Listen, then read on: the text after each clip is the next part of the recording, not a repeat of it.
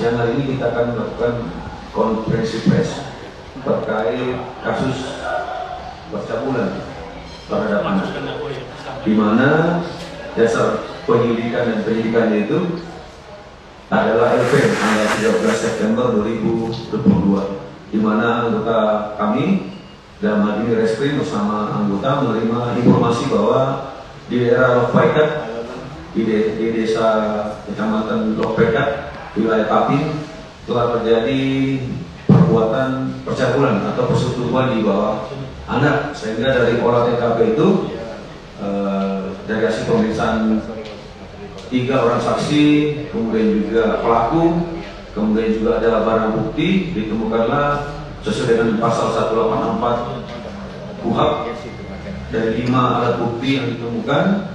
Dari 5 alat bukti di dalam 184 KUHP itu ada 4 alat bukti, ya, 4 alat bukti, kecuali keterangan ahli belum karena masih proses permintaan visum, ya, di mana tersangkanya ini adalah inisial MJ, ya, MJ alias AB, ya. Kemudian korbannya AF, tersangka sendiri umurnya 5 tahun, pekerjaannya tukang cukur. Kemudian juga korbannya usia 14 tahun, pekerjaannya membantu orang tuanya karena sejak SD kelas 2 sudah putus sekolah. Adapun kejadian ini dari hasil pemeriksaan anggota bahwa pelaku ini sudah melakukan kegiatannya itu, aksinya itu sejak tahun 2019 sampai tahun 2022. Jadi kalau terhitung itu sekitar 4 kali melakukan tindak pidana percabulan dan juga termasuk persetubuhan di bawah umur. Kemudian modusnya di saat waktu kosong, kebetulan antara tersangka dan korban ini satu kampung di daerah Lopaikat sana, pada waktu kosong pelaku mendatangi korban baik di rumah maupun di luar rumah. Jadi dia mengancam korban dengan sajam, ya, mengancam korban dengan sajam.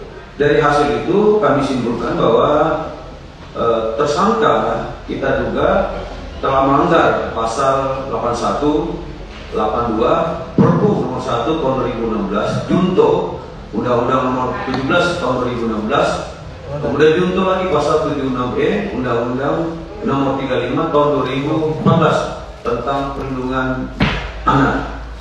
Sanksinya, ancaman hukumannya minimal 5 tahun dan maksimal 15 tahun penjara. Itu mungkin bisa kami sampaikan sementara. Kira-kira dari rekan-rekan ada mungkin yang ditanyakan, silakan. Jadi terbongkarnya kasus ini kemudian korban ini kan mau menikah, dia punya pacar, kemudian juga dia menceritakan kejadian bahwa dia pernah disetubui atau dicabuli oleh si tersangka. Kemudian calon pacar ini, calon suami tidak menerima, kemudian melaporkan kepada keluarga dari para korban, dan kemudian bapaknya korban itu melapor di Polres Tapin sejak tanggal 13. Kemudian anggota melakukan penyidikan, kemudian setelah lengkap alat bukti, kemudian dilakukan penangkapan sewaktu tersangka ini mau untuk melakukan kegiatannya, yaitu tukang cukur. Ya, selama 3 tahun disetubuhin, apakah ada hamil? Tidak. Kebetulan juga tersangka ini kan sudah punya istri, dan informasi kita dengar tahun ini, tahun 2012 baru menikah, ya. Jadi memang rekan-rekan sekalian, di mana-mana kita lihat sendiri di TV-TV, ya, banyak sekarang anak-anak itu di bawah umur itu menjadi korban pemerkosaan. Inilah menjadi tugas tanggung jawab kita bersama, bukan cuma tugas polisi. Polisi memang ada kegiatan preventif, kemudian penegakan hukum. Tapi di samping itu kami juga minta kepada pemerintah daerah maupun juga sekolah-sekolah maupun juga tokoh agama, ya, kita sama-sama mengingatkan anak muda kita bahwa memang perkembangan teknologi canggih itu kan tidak bisa kita bendung, terutama juga maksudnya budaya-budaya barat Indonesia tidak bisa kita bendung. Tapi yang bisa kita lakukan adalah bagaimana kita selalu mengingatkan anak-anak kita supaya hati-hati, kenal orang, kemudian juga dari segi agama juga kita selalu ingatkan, termasuk juga laki-laki ya, supaya tetap dekat sama yang di atas. Kemudian juga dijauhkan dari pergaulan yang seperti ini, ya, karena ini mungkin salah satu kenapa tersangka dilakukan, mungkin karena selalu nonton internet, sehingga internet itu nonton sehingga pikirannya negatif terus, ya. Akhirnya anak-anak di bawah menjadi korban, ya. Makanya kan rekan-rekan sekalian harus hati-hati bahwa di sekitar kita ini banyak predator-predator seperti itu. Jadi yang punya anak perempuan tetap selalu diingatkan anak-anaknya supaya terlalu hati-hati. Ada mungkin lagi maksudnya?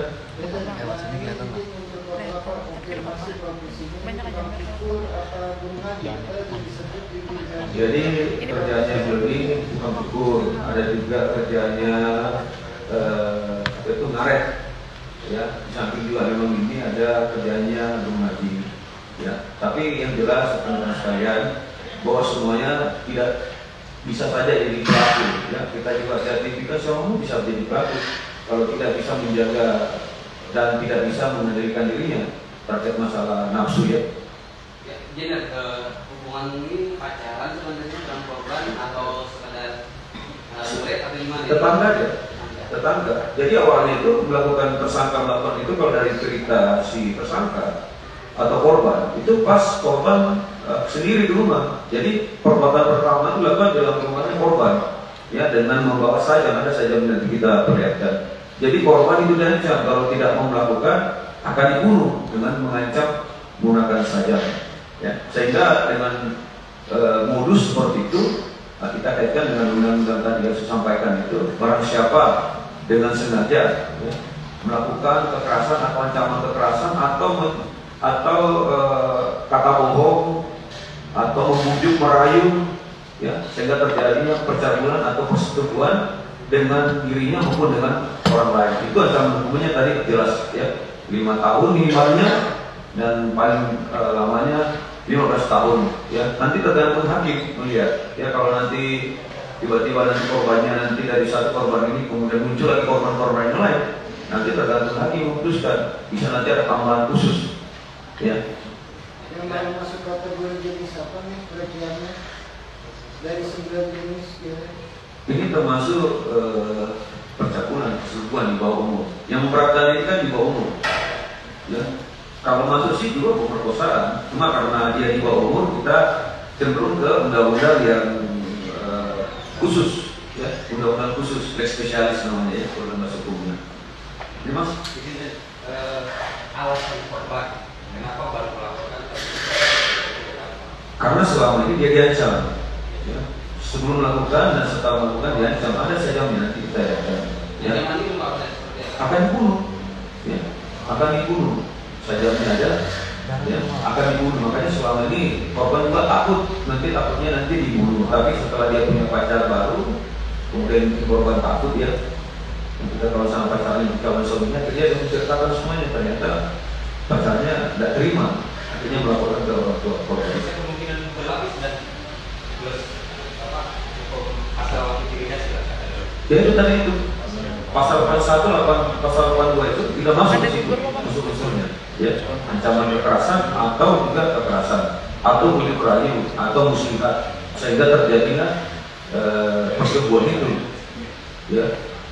Itu ada lagi cukup, ya. Nanti kita juga koordinasi dengan saya terkait dalam hari ini Pemda, karena ada bagian PPA-nya untuk nanti bisa mendampingi korban, ya, supaya nanti ke depan korban juga dengan tidak ada rasa takut atau intimidasi sehingga bisa memberikan keterangan yang jujur kepada penyidik, ya. Ini rekan-rekan sekalian, ini